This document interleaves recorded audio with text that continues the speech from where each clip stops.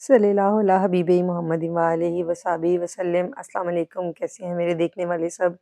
उम्मीद है खैरियत से होंगे। आज मैं आपके लिए जो टी केक की रेसिपी लेकर आई हूँ, जिसे कि अगर आप बिल्कुल मेरे ही तरीके के साथ फ़ॉलो करेंगे तो इंशाल्लाह ताला आपका केक बहुत ही मुलायस, मज़े का और यम्मी बनेगा।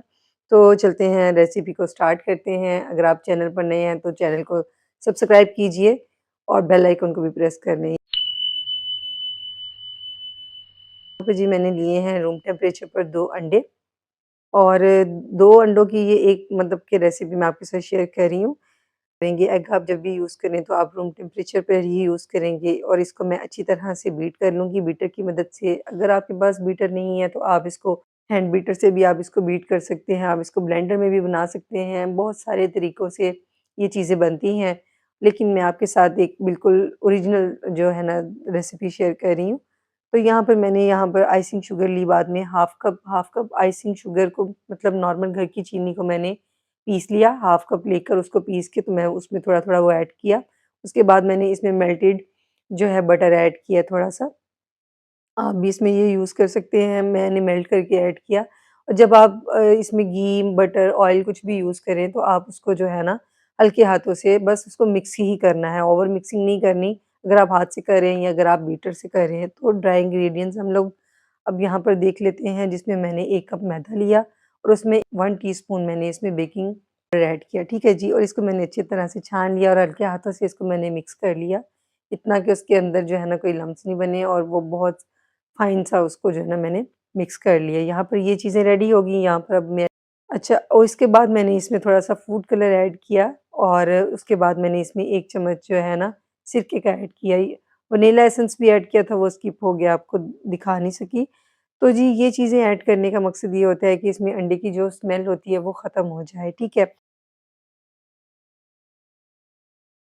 यहाँ पर मेरे पास कुछ पड़ी हैं टूटी फ्रूटीज़, जो मैं इसमें ज़ायके और कलर के लिए ऐड करूँगी। खूबसूरती को भी ये दुबाला करती हैं और ज़ायका तो बहुत ही अच्छा लगता है खाने में।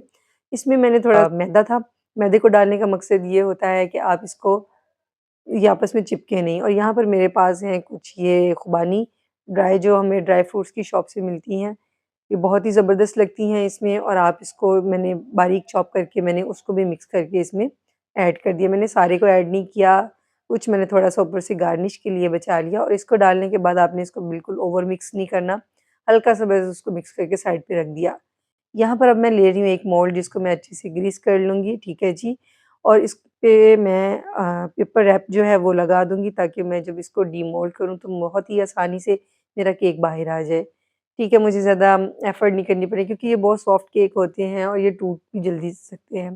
लिहाज़ा इसमें ज़्यादा एफ़र्ट करने की ज़रूरत नहीं है। अब इसको अच्छी तरह से डालने के बाद मिक्सचर को मैंने इसको थोड़ा-सा टैप किया, ताकि वो उसमें से जो उसके बबल्स हैं, एयर्स हैं, वो निकल जाए। उसके बाद मैंने ऊपर से, मेरे पास कुछ आलमंड्स थे, कुछ मेरे पास थी, वो मैंने कट करके वो ऐड की, किशमिश है वो ऐड की, और जो बाकी मैंने अपनी टूटी फ्रूटी का जो था वो मैंने उसके ऊपर ऐड कर दिया। और अब मैं इसको जो है ना पहले से 10 मिनट तकरीबन मैंने अपनी कढ़ाई को प्रीहीट कर लिया, और मैंने इसको तकरीबन 35 से 40 मिनट जो है ना बेक कर लिया। यहाँ पर देखिए मैंने उसको चेक किया तो वो बिल्कुल परफेक्ट रेडी हो चुका था। मैं थोड़ी देर इसको ढाँप के रख देती हूँ, ताकि जो है ना इसके अंदर एक मॉइस्चर सा बना रहे, और ये निकलने में भी आसानी होती है, और फिर जो आपका ये जो है ना बहुत सॉफ्ट ही रहता है केक। अच्छा, एक चीज़ मैं यहाँ पर आपको बताऊँगी कि जो चीज़ आप ओवन में बेक करते हैं ना, उसके ऊपर से भी उसको हीट मिलती है और नीचे से भी मिलती है। तो लिहाज़ा वो ऊपर से भी बड़ा अच्छा कलर आ जाता है। लेकिन जब आप पतीले में इसको बनाएँगे विदाउट ओवन, कोई भी चीज़ बेक करते हैं तो उसमें थोड़ा-सा ऊपर का कलर जो होता है ना टॉप का, वो थोड़ा-सा लाइट ही रहता है। और देखिए यहाँ पर मैं इसको गरम-गरम को ही कट करके आपको दिखा रही हूँ, बहुत ज़्यादा गरम है और वो जो है ना मेरे हाथ भी इससे थोड़े-से जल रहे थे, लेकिन मुझे आपको दिखाना था, इसलिए मैंने इसको गरम-गरम को ही कट कर लिया। आप चाहें तो थोड़ी देर ढक के आधा घंटा 20 मिनट आप इसको बाद में कट करें। तो देखिए अभी कितना ज़बरदस्त मेरा केक रेडी हुआ है। अगर आपको मेरी ये रेसिपी पसंद आए तो इसको ज़रूर से ज़रूर आप इसको बनाएँ सबसे पहले, फिर आप अपने फ्रेंड एंड फैमिली में इसको शेयर भी करें, अपने जानने वालों में रेसिपी से। तो चैनल पर नए हैं तो चैनल को सब्सक्राइब कर लीजिए, बेल आइकन को प्रेस कर लीजिए, ताकि मेरी आने वाली नोटिफ़िकेशंस वीडियोज़ की आपको बर वक़्त मिलती रहें। अपना रखिएगा बहुत सारा ख़्याल। Stay tuned, stay blessed. Allah हाफ़िज़।